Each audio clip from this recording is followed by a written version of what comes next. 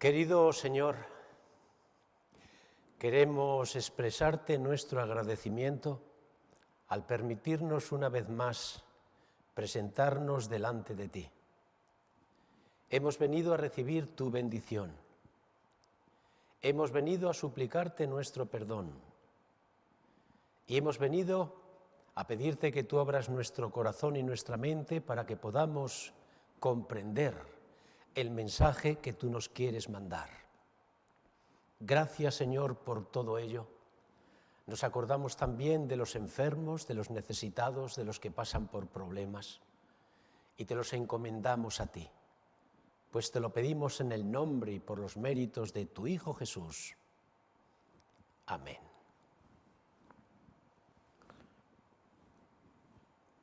Un saludo cariñoso para todos los que os encontráis en este lugar y para todos aquellos que nos están prestando atención en esta mañana desde sus casas para escuchar el mensaje del cielo.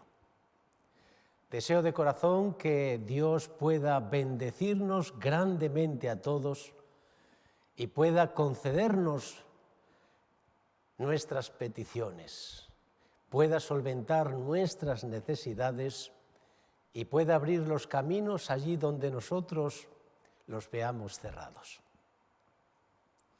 En esta mañana me gustaría hablaros de la Iglesia.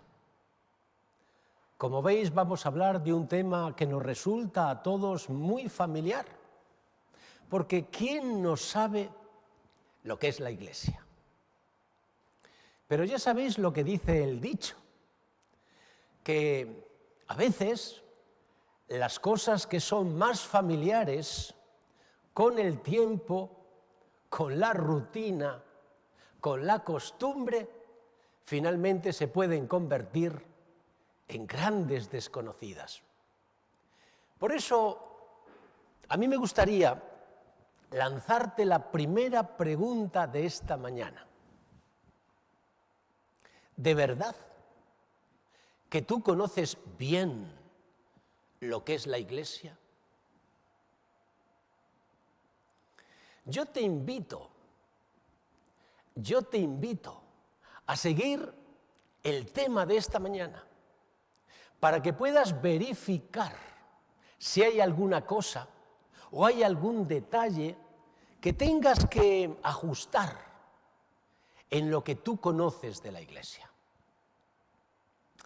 Se cuenta que a principios del siglo XX se murió un gran empresario en los Estados Unidos. Este empresario, además de ser rico, era un gran creyente. Y llegado el día, el notario convocó a sus 4 hijos, puesto que él era viudo. Quería leerles las últimas voluntades del difunto. Así que reunida la familia, los 4 hijos, el notario empezó a leer el testamento.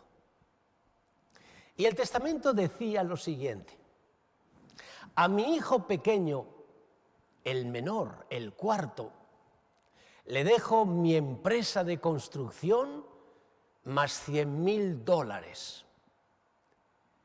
Os recuerdo que a principios del siglo XX, $100,000 era mucho dinero. Y siguió leyendo el testamento. A mi tercer hijo le dejo la empresa de limpieza y $100,000. A mi segundo hijo le dejo la empresa de alimentación y $100,000. Y a mi hijo mayor, el primogénito, le dejo mi mayor tesoro. Y el notario metió la mano en la cartera y sacó una Biblia usada. Era la Biblia del difunto. Era la Biblia del padre de aquella familia. La verdad es que cuando la familia escuchó la herencia que le dejaban al hermano mayor, quedaron todos sorprendidos. Pero aquel hermano mayor, el hijo mayor, guardó la compostura y no dijo absolutamente nada. Cuando llegó a casa, cogió la Biblia, la miró y como si quisiera hablar con su padre, dijo lo siguiente: Padre, yo no sé por qué has hecho esto. Yo siempre me porté bien contigo. Creo que yo merecía otra cosa diferente. Y después de haber dicho esto, cogió la Biblia y la puso en una de las estanterías de su casa. Y allí la dejó. Pasaron los años. Y allí en Estados Unidos apareció una crisis, una gran crisis que se hizo famoso en el mundo entero, la crisis del 29. ¿Recordáis? En aquella crisis la bolsa se desplomó y este hijo mayor, como consecuencia de esa crisis, perdió la empresa que tenía y se arruinó. Y pasó de ser un hombre rico a ser un hombre pobre. Y en esa situación se acordó de su padre. Y mirando hacia arriba dijo: Padre, ¿por qué no me dejaste algo para hacer frente a las crisis de la vida?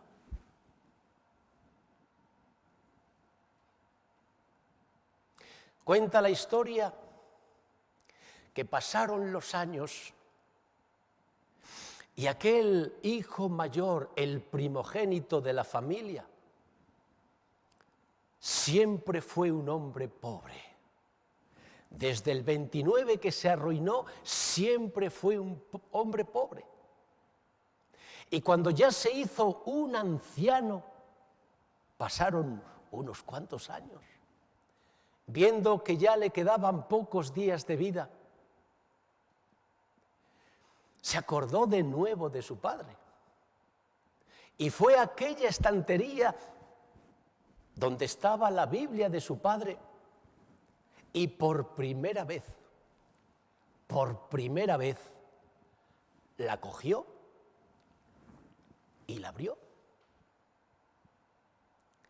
Y cuando aquel hijo mayor abrió la Biblia, lloró. Y lloró como lloran los niños cuando están desconsolados. ¿Y por qué lloró? Porque finalmente entendió. ¿Qué es lo que había dentro de la Biblia? En la mitad de la Biblia, nada más abrirla, sí se abría, encontró una carta que decía lo siguiente: querido hijo, a ti te dejo 2 tesoros. El primer tesoro es el mayor tesoro que existe en esta tierra. La Biblia, la palabra de Dios. Y con este libro vas a conseguir 2 cosas grandes. La primera es alcanzar la salvación. Y la segunda es ser sabio para gestionar el segundo tesoro que podrás encontrar al final de este libro. Y aquel hijo fue a la última página de la Biblia, de aquella Biblia usada. ¿Y qué es lo que había? Un cheque. Un cheque a su nombre por un importe de $10 millones. Y la carta terminaba diciendo: querido hijo, tú siempre fuiste especial para mí. Y yo siempre deposité toda mi confianza en ti. ¿Te quiere? Tu padre. Cuando aquel hijo vio lo que había en la Biblia, lloró. Y se dio cuenta del gran error que había cometido. Porque él vivía como un pobre, cuando en realidad era un hombre rico, riquísimo. ¿Y cuál fue todo su error? No haber abierto la herencia que su padre le dejó. Querido amigo, querida amiga, tú te das cuenta qué experiencia, qué vivencia más alentadora, aleccionadora para todos nosotros. Hacemos la aplicación. Cuando Jesús se fue al cielo, Él nos dejó aquí abajo en esta tierra, nosotros los creyentes, un tesoro. El mayor tesoro que podamos encontrar. ¿De qué tesoro estamos hablando? De la iglesia. ¿Dónde está el valor de la iglesia? En que el creyente tiene la posibilidad de presentarse delante de Dios. Ese Dios grande, misericordioso y generoso a más no poder. Y cuando nosotros nos encontramos delante de nuestro Dios, ¿qué es lo que hace ese Dios con nosotros? Nos bendice.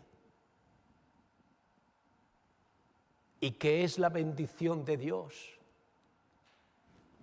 La Escritura la define de la siguiente manera: la bendición de Dios es lo que enriquece al ser humano. ¿Y cómo le enriquece? Le otorga 3 cualidades maravillosas. La primera cualidad es la alegría. La segunda cualidad son las ilusiones y la tercera cualidad es la esperanza. Cuando un ser humano tiene estas 3 características, estas 3 cualidades, se convierte en alguien rico que es capaz de enfrentar cualquier problema y vencer cualquier problema que se le presente en la vida. Por el contrario, cuando nosotros no tenemos estas 3 cualidades, ¿qué ocurre? Que nos convertimos en seres pobres y miserables, porque no somos capaces de ver las cosas como hay que verlas, y nuestra vida se convierte en una gran mentira. Querido amigo, querida amiga, ¿tú te das cuenta de lo que es la iglesia? La iglesia es el gran tesoro que nuestro Maestro nos dejó aquí para que fuésemos ricos. Y muchas veces nos convertimos en pobres porque no somos capaces de utilizar lo que Dios nos dejó. Interesante. Me gustaría que a continuación pudiésemos pensar en 3 preguntas, las siguientes 3 preguntas. La primera pregunta que quiero que pienses en esta mañana es: ¿qué visión tienes de la iglesia? ¿Tú crees que la iglesia es un tema divino? ¿Es un tema humano? ¿O es un tema divino y humano? Segunda pregunta: ¿quién dirige la iglesia? ¿La dirigen los hombres? ¿La dirige Dios? ¿O la dirigen los hombres y Dios? Tercera pregunta: cuando surge algún problema en la iglesia, ¿hacia dónde diriges tu mirada? ¿Hacia abajo donde estamos los hombres o hacia arriba donde está Dios? Ahora fíjate bien en estas 3 preguntas. ¿Tú te das cuenta lo que tienen de especial?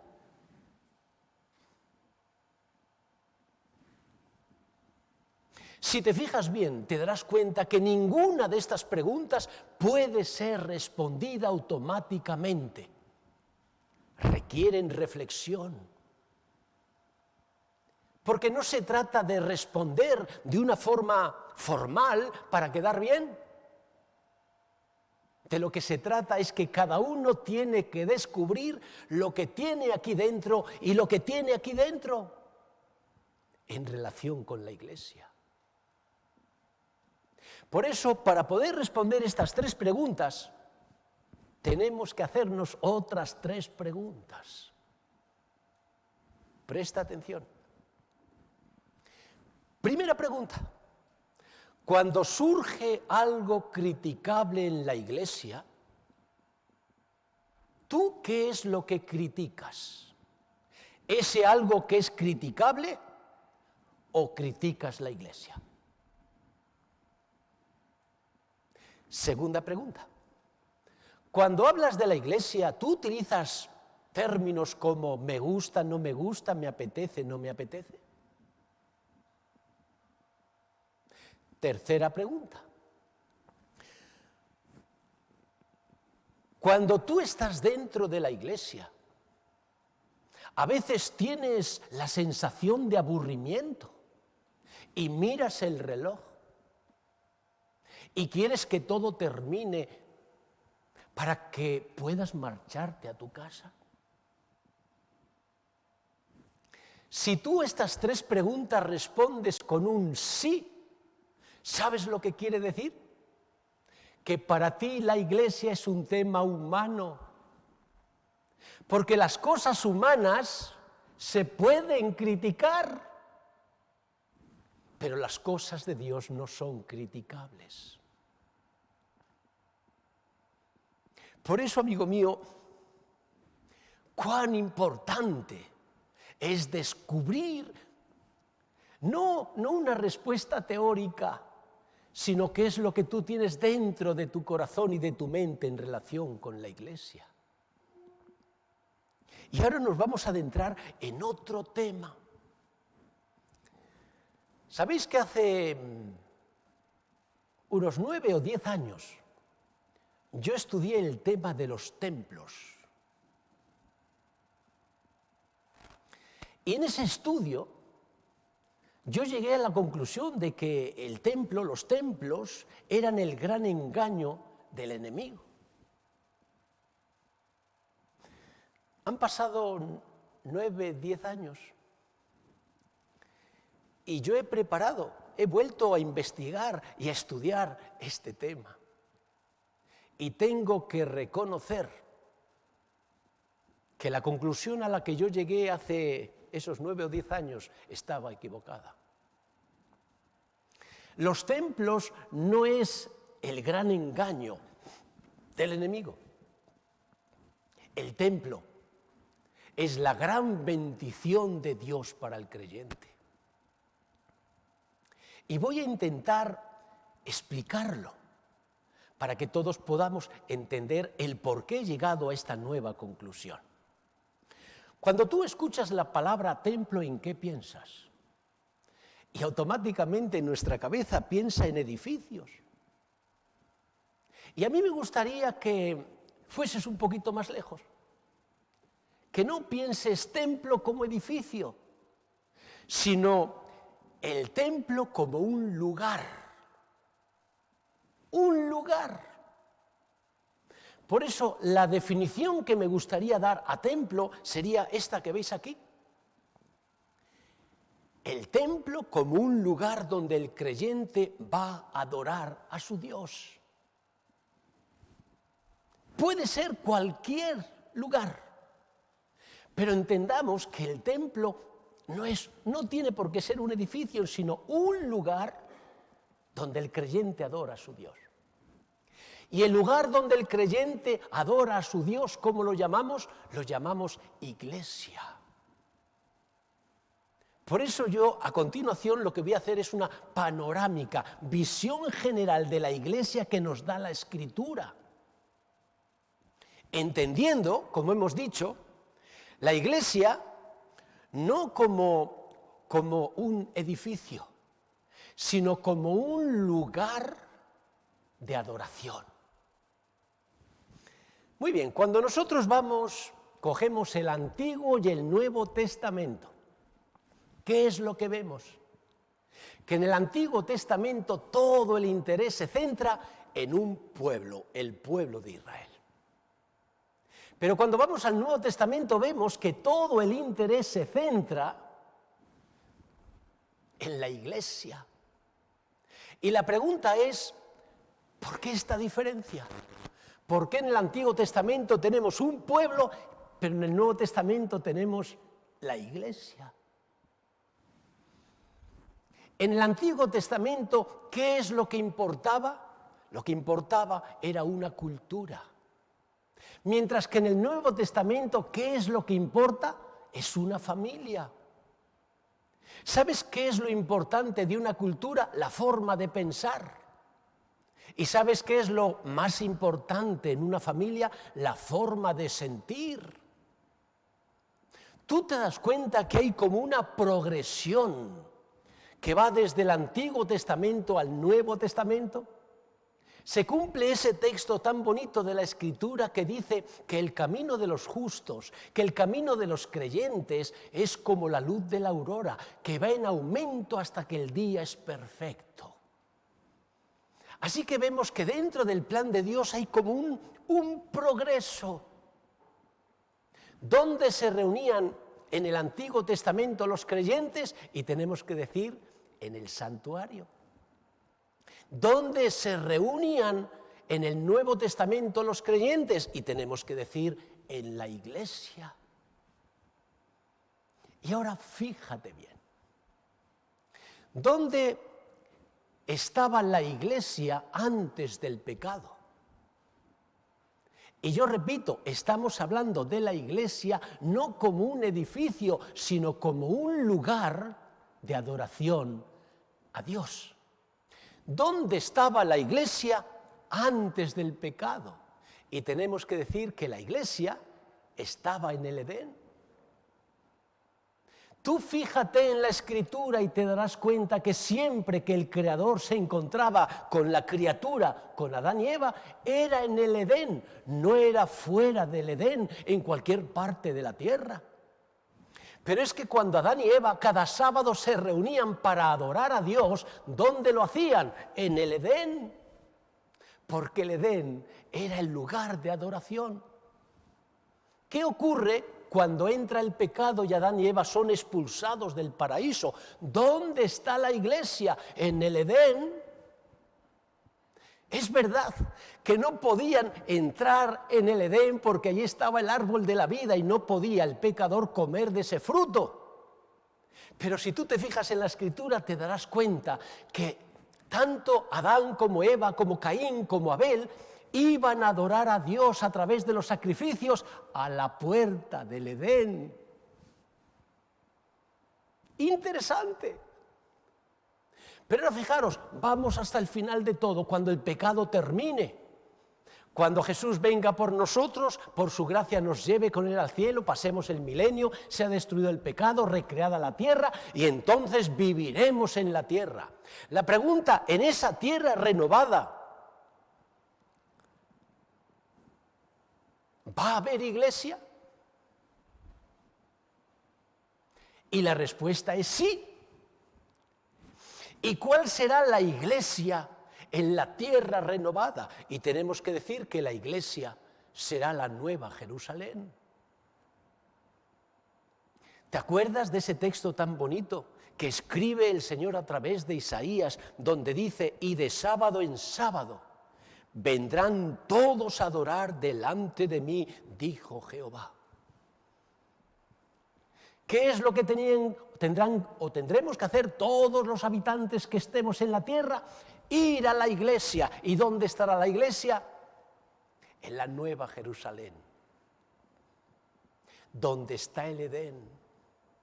Interesante.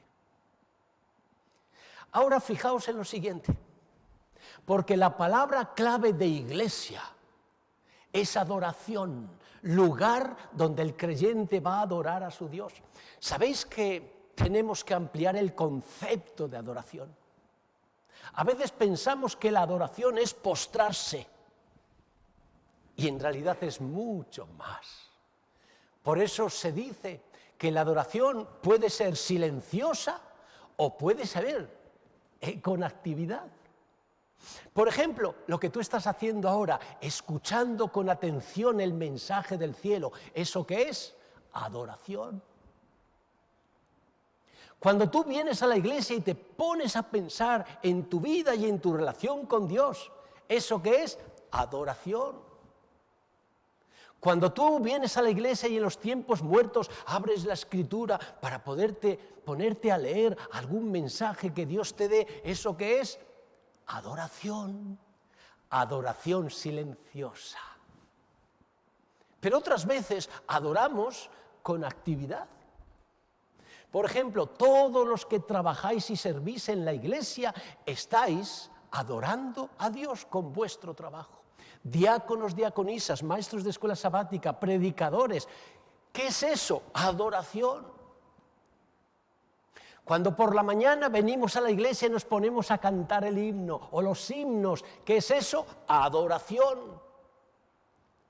Cuando nosotros venimos a la iglesia a devolver nuestros diezmos y a dar nuestras ofrendas con corazón alegre, ¿qué es eso? Adoración. Tú te das cuenta que el concepto de adoración no es simplemente decir amén, Señor, amén, no es postrarse, sino que implica mucho más. Y ahora vamos a hacernos la gran pregunta. ¿Es necesaria la iglesia para adorar a Dios? ¿Y por qué he querido plantearos esta pregunta? Porque hay muchos hermanos adventistas que piensan que hoy la iglesia no es necesaria para adorar a Dios. La iglesia es una opción. Si quieres venir a la iglesia, dicen está bien. Pero Dios está en todos los sitios y podemos adorar a Dios en cualquier sitio. Si te quedas en tu casa, puedes adorar a Dios tan bien como si vas a la iglesia. Si decides ir al campo, a la naturaleza, adorar a Dios, eso está tan bien como quedarte en casa o como venir a la iglesia para adorar a Dios. ¿Por qué? Muchos de nuestros hermanos tienen esta visión de la iglesia, del lugar para adorar a Dios. ¿Dónde se apoyan nuestros hermanos? Y yo te respondo, se apoyan en la Biblia. ¿Y en qué parte de la Biblia? Pues en el Nuevo Testamento, en un encuentro muy significativo que Jesús tiene con la mujer samaritana. Yo tengo que decir que esa mujer, que conocemos muy poco, era una mujer inteligentísima. Fijaos que cuando está con Jesús, fijaos la pregunta que le hace. Nuestros padres adoraron en este monte, y vosotros decís que es en Jerusalén el lugar donde se debe adorar. ¿Tú te das cuenta la pregunta de esa mujer? ¿Dónde tenemos que adorar? ¿En este monte donde tenemos un templo en Samaria? ¿O tenemos que ir todos a Jerusalén? ¿Por qué esta pregunta? ¿Sabéis que en la historia Roboam, el hijo del hijo de David, ahora no me sale el nombre, finalmente Roboam fue el que rompió el reino de Israel y finalmente se separó en dos reinos, el reino del norte que puso la capital en Samaria y edificó un templo para adorar, eran israelitas. Y luego estaba el reino del sur, que mantuvieron la capital en Jerusalén, donde tenían su templo. Por eso esta mujer hizo la pregunta, ¿dónde tenemos que adorar? ¿Aquí en Samaria o en Jerusalén? Y Jesús le dijo, Jesús le respondió, mujer, créeme que la hora viene cuando ni en este monte ni en Jerusalén adoraréis al Padre. Y Jesús añadió otra cosa más. Mas la hora viene y ahora es cuando los verdaderos adoradores adorarán al Padre en espíritu y en verdad. Y de estas palabras que dijo Jesús, muchos hermanos interpretan que la iglesia no es necesaria con exclusividad para adorar a Dios. Ellos dicen cualquier lugar es bueno porque Dios está en todos los lugares. Y la pregunta que tenemos que hacernos es la siguiente: ¿es correcta esta interpretación? ¿Es que Jesús estaba diciendo que no era necesaria la iglesia para ir a adorar a Dios, sino que se podía escoger el lugar que se quisiera? Vamos a ver en realidad cómo interpretar las palabras de Jesús. Vamos para atrás.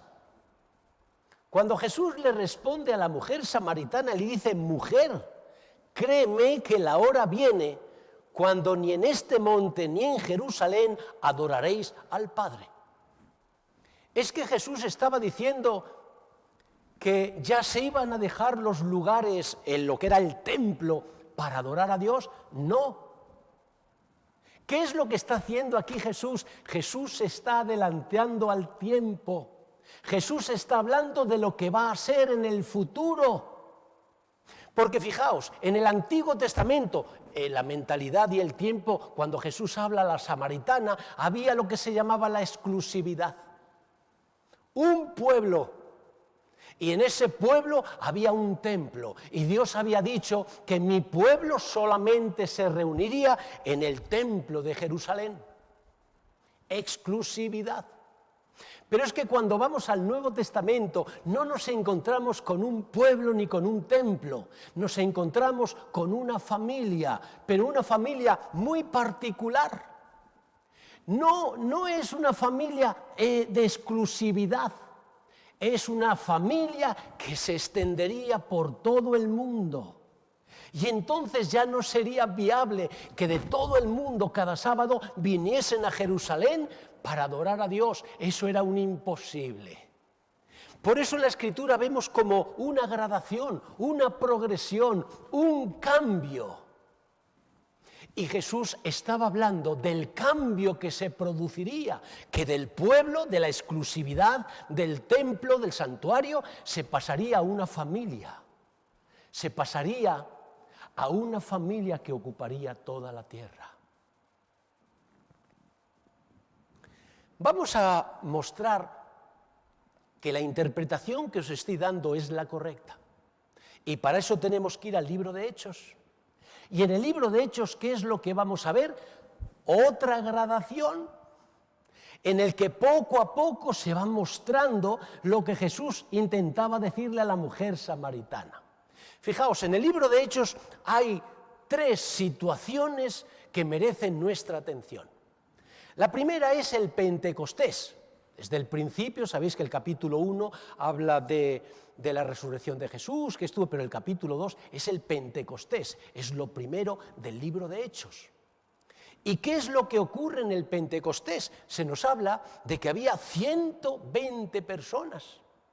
Ahora fijaos, ¿dónde estaban esos 120 personas? Es que estaban unos en el campo, otros en su casa, otros en la iglesia. ¿Dónde estaban? Y fijaos que la Escritura nos responde a esta pregunta. Cuando llegó el día del Pentecostés, estaban todos juntos. Todos juntos, adorando a Dios.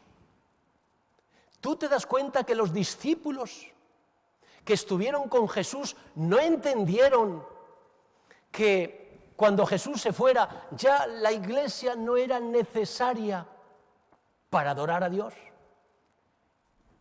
Repito, cuando hablamos de iglesia estamos hablando del lugar para adorar a Dios. ¿No tenían esa sensación? Pero fijaos, después del Pentecostés, cuando estaban llenos del Espíritu Santo, Pedro predicó la palabra y dice la Escritura que se convirtieron 3.000 personas. ¿Y de dónde eran esas personas? de diferentes lugares. Es decir, la familia de Dios, que es la Iglesia, empezó a salir de Israel, de Jerusalén, para extenderse a lo largo de los países. Pero entonces seguimos leyendo el libro de Hechos y ¿qué es lo que vemos? Que Pablo comienza con sus viajes misioneros, empieza a predicar a los gentiles, bueno, también a los judíos, pero a los gentiles. ¿Y qué es lo que nos dice la Escritura? Que miles y miles y miles de conversos se pasaron a ser cristianos. Tú te das cuenta, fíjate bien, que en todos los lugares donde Pablo iba, y fueron muchos los lugares, no importaba aunque el grupo fuera pequeño, lo que hacía era formar una iglesia. ¿Y qué es la iglesia? Un lugar donde los creyentes adoraban a su Dios. ¿Cómo? Juntos. Se dice que en pocos años Pablo extendió el Evangelio a todo el mundo conocido, y todo el mundo conocido eran muchos miles de kilómetros. Quiere decir que la iglesia, la familia de Dios se extendió por todo el mundo. Y entonces se cumplía lo que Jesús había dicho a la mujer samaritana. De cierto te digo que llegará el día en que ni aquí en Samaria ni en Jerusalén. ¿Dónde? En toda la tierra. Vamos a ver 3 textos que menciona la Biblia sobre la iglesia, que son riquísimos y nos sirven para clarificar lo que es la iglesia. El primer texto es este que tenéis aquí en la pantalla. Es la declaración que hace Jesús: sobre esta roca edificaré mi iglesia, y las puertas del Hades no prevalecerán contra ella. Clarifiquemos un poquito qué es el Hades. El Hades es el lugar de los muertos. ¿Y por qué hay lugar de los muertos? Porque hay pecado. ¿Tú sabías que la iglesia es el único lugar de este mundo? Estamos hablando de lugares. El único lugar de este mundo donde el pecado no puede destruirla. Lo único que el pecado no puede destruir en este mundo es la iglesia.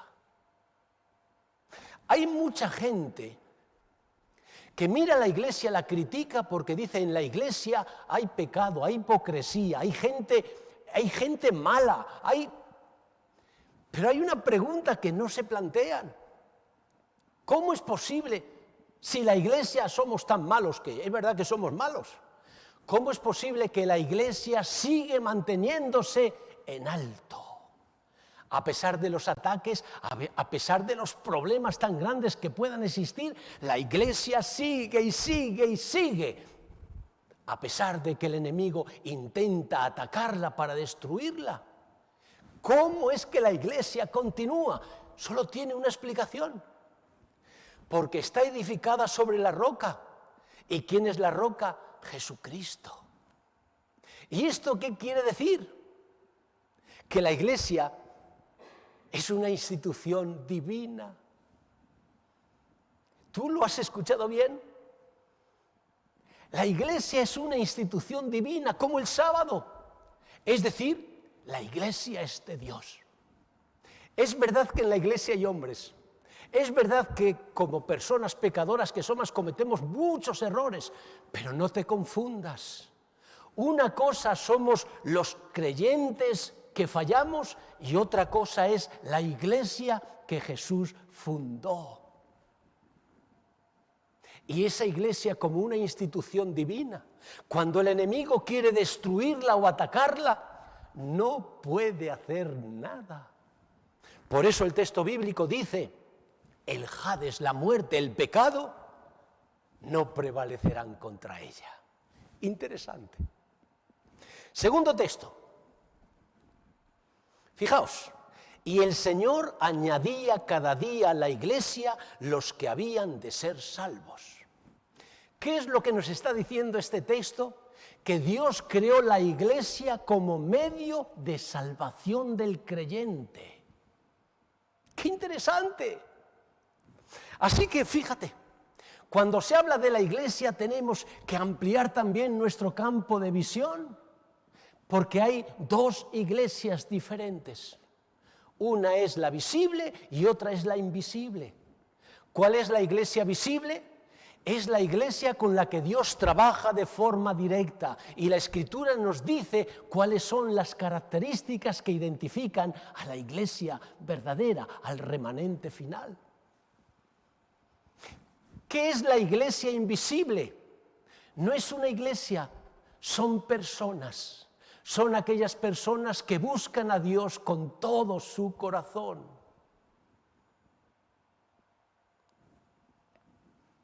Tercer texto. El Hijo del Hombre vino a buscar y a salvar lo que se había perdido. ¿Qué nos dice este texto? Que todos los que estamos aquí estamos perdidos. Y estar perdido implica dos cosas. Lo primero es que no sabemos dónde estamos. Y si no sabemos dónde estamos, tampoco conocemos cuál es el camino de regreso al hogar. Pero aunque conociésemos el camino de regreso al hogar, el problema también de estar perdido es que no tenemos fuerzas para regresar. Y ahora yo te hago una pregunta.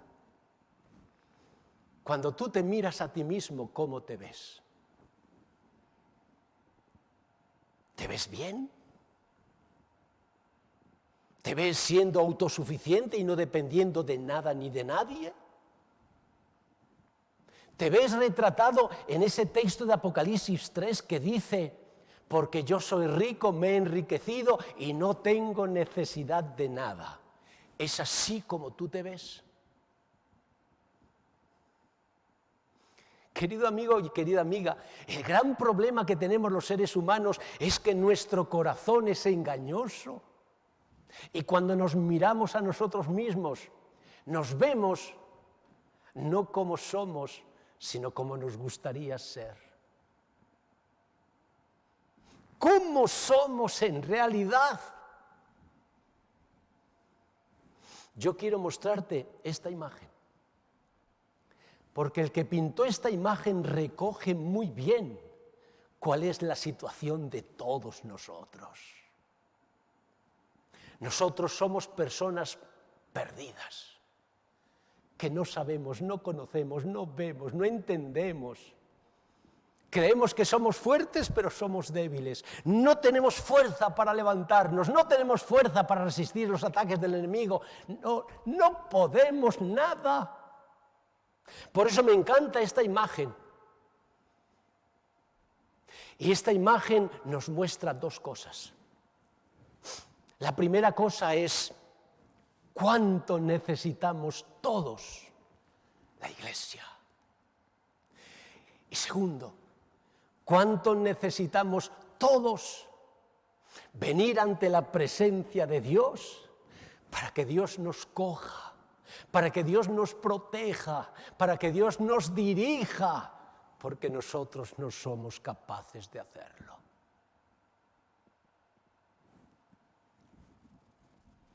Vuelvo a la pregunta de antes. ¿Es hoy necesaria la iglesia para adorar a Dios? La adoración. ¿Sabes que hay dos tipos de adoración? Está la adoración privada. ¿Y qué es la adoración privada? Es tu vida, tu persona. Tu experiencia tiene que ser la demostración de que tú adoras a tu Dios. Pero está tu casa, tu familia, tu hogar. Y tu hogar, ¿qué es? También debe ser un lugar donde se adora a Dios. Y esa es la adoración privada. Pero sabes que la adoración privada no elimina la adoración pública.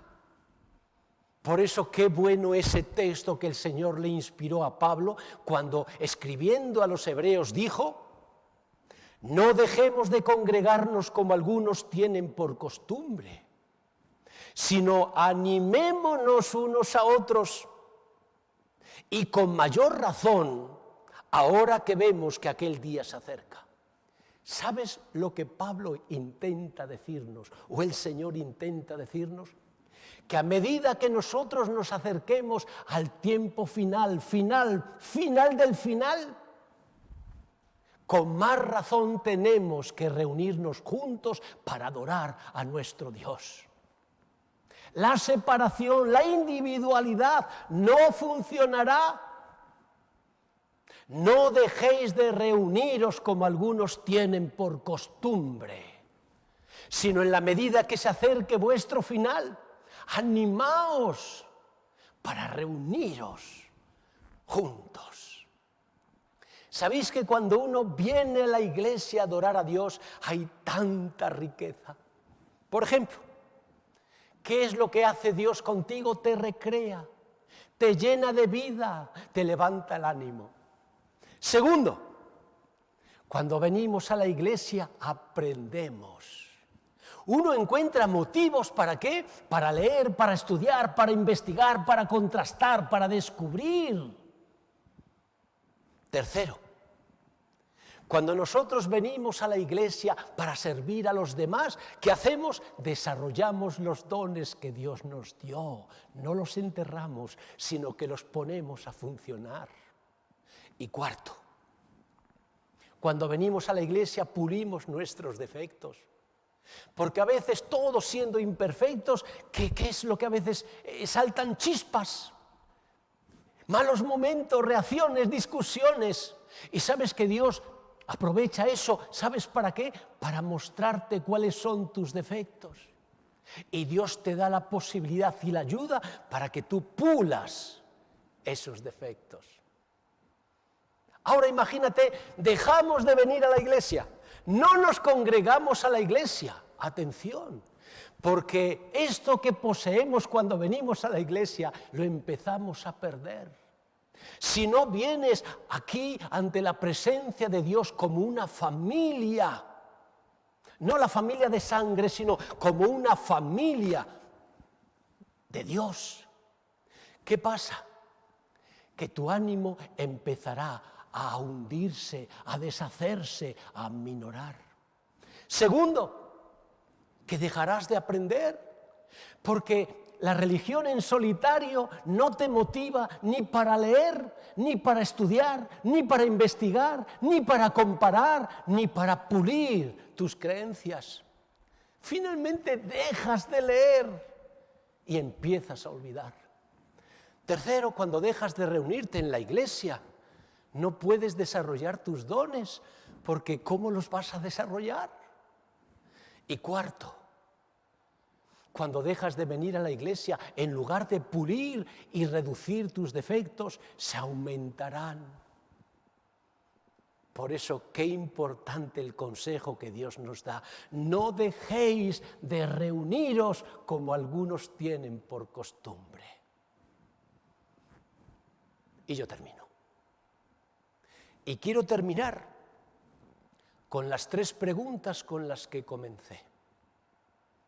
Primera pregunta, ¿qué visión tienes de la iglesia? ¿Cómo me gustaría que tu visión fuese clara y nítida y dijeses, la iglesia es un tema de Dios? Porque cuando tú no tengas esta visión, ¿sabes lo que ocurrirá?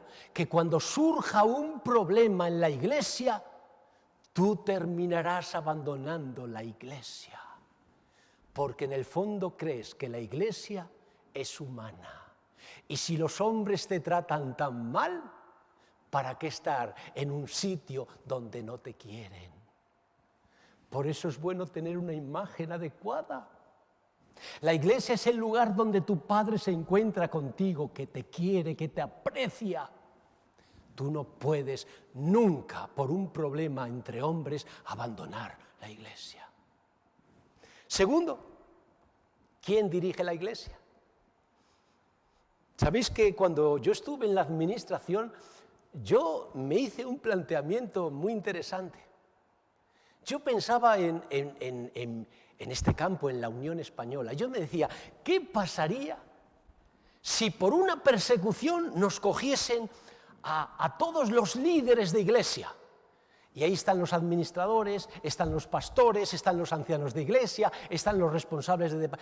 Bueno, que detuviesen a todos los líderes de iglesia. ¿Qué pasaría con la iglesia? Y yo decía, madre mía, qué caos. Las iglesias serían un desajuste tremendo. Y leyendo el espíritu de profecía, yo hice un descubrimiento que me sorprendió. La hermana White trata justamente este tema y ella dice lo siguiente: si todos los líderes de la iglesia en el mundo entero desapareciesen hoy, la iglesia seguiría su curso como si nada hubiese pasado. Y ella sigue diciendo, porque no te olvides de una cosa, la iglesia la dirige Dios, no los hombres. Y yo cuando leí aquella cita, yo aprendí algo diferente de la iglesia. Porque yo era un convencido que las iglesias funcionan porque tienen líderes. Y de pronto el Espíritu de Profecía me dice, si tú quitases hoy todos los líderes, la iglesia seguiría exactamente igual como si no hubiese pasado nada. Interesante. Como a veces hay que ajustar. Tercera pregunta. Cuando surge algún problema en la iglesia, ¿a dónde miras? ¿Abajo, donde estamos los hombres, o arriba, donde está Dios? Si tú miras abajo, ¿sabes lo que te va a pasar? Que vas a terminar cansado de tanto problema y de tanta cosa que hay aquí abajo en la tierra, en la iglesia. Porque todo lo de abajo cansa, produce frustración, desánimo, desencanto. Por eso, qué buena es la Escritura cuando dice, mirad las cosas de arriba. Así que cuando surja un problema en la iglesia, no mires abajo, mira arriba donde está tu Señor. ¿Y sabes lo que te va a mostrar el Señor? Que el Señor tiene 1000 soluciones para el problema que tú crees que no tiene solución. Y eso te llenará de ánimo. Y eso te llenará de energía.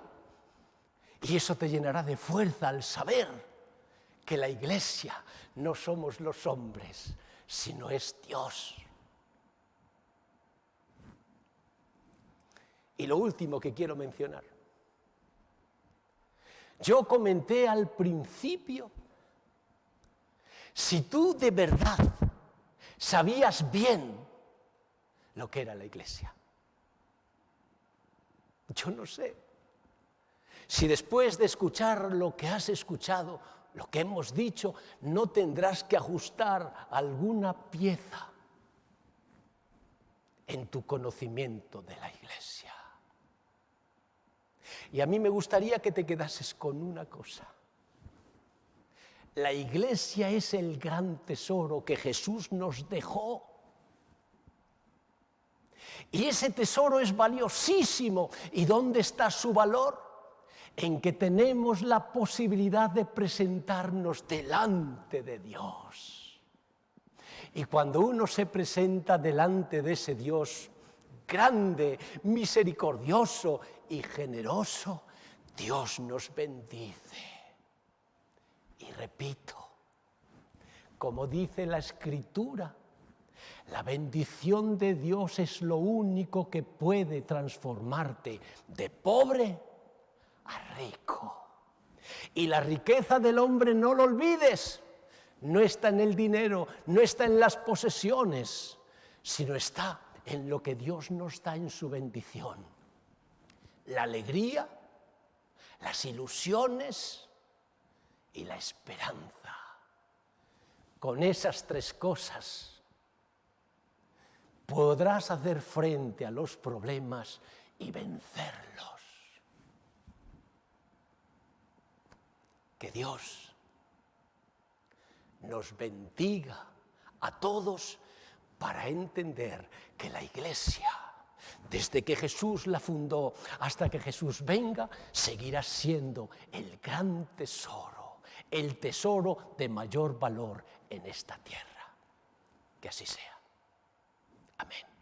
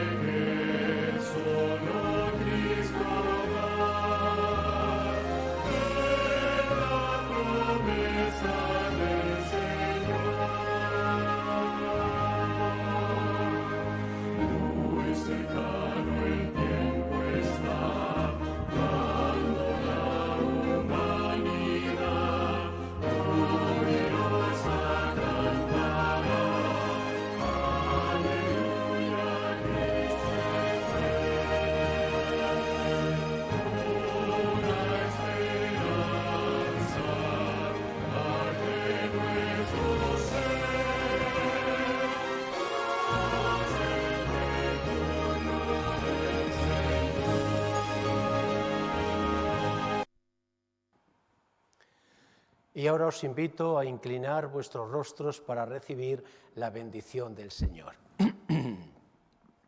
Que el Señor te bendiga y te guarde. Que el Señor haga resplandecer su rostro sobre ti y tenga de ti misericordia. Que el Señor alce sobre ti su rostro y ponga en ti paz. Que así sea. Amén.